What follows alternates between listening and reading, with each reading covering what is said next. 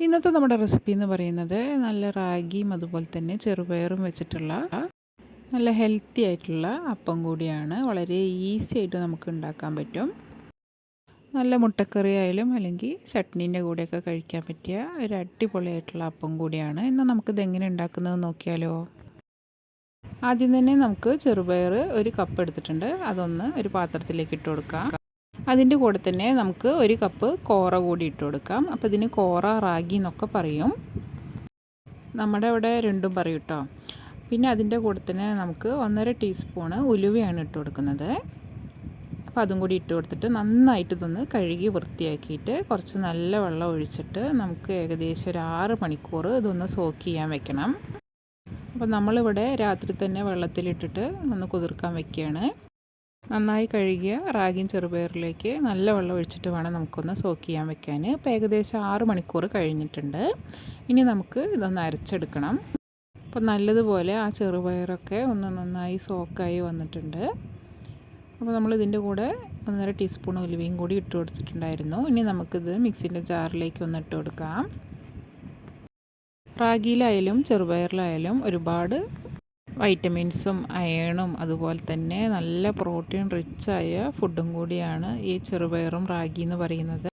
ഇപ്പോൾ നമ്മൾ ഇടയ്ക്കിടയ്ക്ക് ഇതുപോലത്തെ ഐറ്റംസൊക്കെ കഴിക്കുന്നത് നമ്മുടെ ദേഹത്തിനാണെങ്കിലും ഒരുപാട് ഗുണങ്ങളാണ് ഉണ്ടാവുക.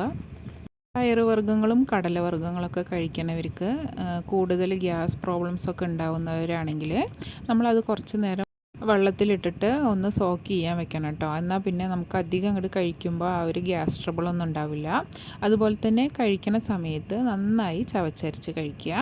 കുതിർത്ത് വെച്ച റാഗിയും ചെറുപയറും മിക്സിൻ്റെ ജാറിലേക്ക് ഇട്ട് കൊടുത്തിട്ടുണ്ട്. അതിൻ്റെ കൂടെ ഒരു കഷ്ണം ഇഞ്ചി, 2 പച്ചമുളകും നമുക്ക് ഈ ഒരു റാഗിക്കും ചെറുപയറിനും ആവശ്യമായിട്ടുള്ള ഉപ്പും കൂടി ഇട്ട് കൊടുക്കാം. അപ്പോൾ ഞാനിവിടെ 1/4 ടീസ്പൂൺ ഉപ്പും കൂടി ഇട്ടിട്ട് നന്നായിട്ട് അരച്ചെടുത്തിട്ടുണ്ട്. നമ്മൾ ആ സോക്ക് ചെയ്യാൻ വെച്ച ആ ഒരു വെള്ളം തന്നെ ഇതിലേക്ക് ഒഴിച്ചു കൊടുത്താൽ മതി. അതുപോലെ നൈസാക്കിയിട്ട് നമ്മൾ അരച്ചെടുത്തിട്ടുണ്ട്. അപ്പോൾ അത് ഒരു സെക്ഷനാണ് നമ്മൾ അരച്ചെടുത്തിട്ടുള്ളത്. ഇനി ഒരു സെക്ഷനും കൂടി നമുക്ക് മിക്സിൻ്റെ ജാറിലേക്ക് തന്നെ ഇട്ടിട്ടൊന്ന് അരച്ചെടുക്കണം. നല്ല നൈസാക്കിയിട്ട് നമ്മൾ അരച്ചെടുത്തിട്ടുണ്ട്. അപ്പോൾ അതാ നമ്മൾ മിക്സിൻ്റെ ജാറിൽ 2 പ്രാവശ്യമായിട്ട് ഇട്ടിട്ട് അതുപോലെ നന്നായിട്ട് തന്നെ ഒന്ന് അരച്ചെടുത്തിട്ടുണ്ട്. റാഗിയും ചെറുപയറും ഒന്ന് സോക്ക് ചെയ്യാൻ വെച്ച ആ വെള്ളമാണ് നമ്മൾ ഒഴിച്ചു കൊടുത്തിട്ട് ഈ ഒരു മാവ് അരച്ചെടുത്തത്. ഇനി നമുക്ക് എക്സ്ട്രാ വെള്ളം വേണമെങ്കിൽ ഒഴിച്ചു കൊടുക്കാം. ഇപ്പോൾ ദോശയ്ക്കാണെങ്കിൽ കുറച്ച് തിക്കായിട്ട് തന്നെ എടുക്കുക, അല്ല അപ്പത്തിനാണെങ്കിൽ കുറച്ചുകൂടി വെള്ളം ഒഴിച്ചിട്ട് ഒന്ന് ലൂസാക്കി എടുത്താൽ മതി. ഇതാ നമ്മളിപ്പോൾ അപ്പമാണ് ചുട്ടെടുക്കുന്നത്. നമ്മൾ അപ്പത്തിനുള്ള ആ മാവ് ഇതാ കോരി ഒഴിച്ചിട്ട് ഒന്ന് പരത്തിയെടുക്കുന്നുണ്ട്. നല്ല ടേസ്റ്റാണ് കേട്ടോ. നല്ല കറീൻ്റെ കൂടെയൊക്കെ ഇറച്ചിക്കറീൻ്റെ കൂടെയൊക്കെ ആണെങ്കിൽ നല്ല ടേസ്റ്റാണ്. നമ്മൾ സാധാരണ കഴിക്കുന്ന അപ്പം പോലെ തന്നെ മുരിഞ്ഞൊക്കെ വന്നിട്ടുണ്ട്. റാഗിക്ക് പിന്നെ ഒരു ബ്ലാക്ക് കളറായതുകൊണ്ട് നമുക്ക് ആ മുരിഞ്ഞ് വരുന്നത് പെട്ടെന്ന് അറിയില്ല കേട്ടോ. അതുകൊണ്ട് തന്നെ ഫ്ലെയിം ഒന്ന് മീഡിയം ടു ലോ ഫ്ലെയിമിൽ വെച്ചിട്ട് വേണം നമുക്കിതൊന്ന് ചുട്ടെടുക്കാൻ വേണ്ടിയിട്ട്. അപ്പോൾ ഇതാ നമ്മുടെ റാഗിയും ചെറുപയറും വെച്ചിട്ടുള്ള അപ്പം റെഡി ആയിട്ടുണ്ട്. നല്ല ടേസ്റ്റാണ്. നമ്മളിപ്പോൾ അതിന് കോംബോ ആയിട്ട് മുട്ടക്കറിയാണ് ഉണ്ടാക്കിയിട്ടുള്ളത്. ഇറച്ചിക്കറി പോലെ തന്നെ നമ്മൾ നല്ലൊരു മുട്ടക്കറിയും കൂടി ഉണ്ടാക്കിയിട്ടാണ് കഴിക്കുന്നത്. ഇനിയിപ്പോൾ മുട്ടക്കറി ഒന്നും ഇല്ലെങ്കിൽ നല്ല തേങ്ങാ ചമ്മന്തിൻ്റെ കൂടെ കഴിക്കാനാണെങ്കിലും ഈ ഒരു അപ്പം നല്ല ടേസ്റ്റാണ്. നമ്മളിത് അരച്ച ശേഷം ഒരുപാട് നേരം വെക്കണം എന്നൊന്നുമില്ല, അപ്പം തന്നെ നമുക്ക് ചുട്ടെടുക്കാം.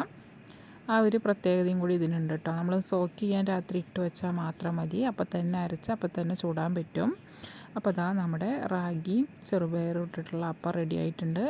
നല്ല അടിപൊളി ടേസ്റ്റായിരുന്നു. അപ്പോൾ എല്ലാവരും ഇതൊന്ന് ട്രൈ ചെയ്ത് നോക്കുക. അതുപോലെ തന്നെ നമ്മുടെ ചാനൽ ആദ്യമായിട്ട് കാണുന്നവരാണെങ്കിൽ സബ്സ്ക്രൈബ് ചെയ്യാനും വീഡിയോ ഇഷ്ടമാവുകയാണെങ്കിൽ മറക്കാണ്ട് താഴെ കാണുന്ന ലൈക്ക് ബട്ടണും കൂടി ഒന്ന് പ്രസ് ചെയ്ത് സപ്പോർട്ട് ചെയ്യണേ. എല്ലാവരും കണ്ടു പോകുന്നുണ്ട്, പക്ഷേ ലൈക്ക് ചെയ്യുന്നില്ല. അപ്പോൾ വീഡിയോ ഇഷ്ടമാവുകയാണെങ്കിൽ മറക്കാണ്ട് ലൈക്ക് ചെയ്യുക, കമൻറ്റ് ചെയ്യുക. അപ്പോൾ പുതിയൊരു വീഡിയോ ആയിട്ട് കാണാം. താങ്ക്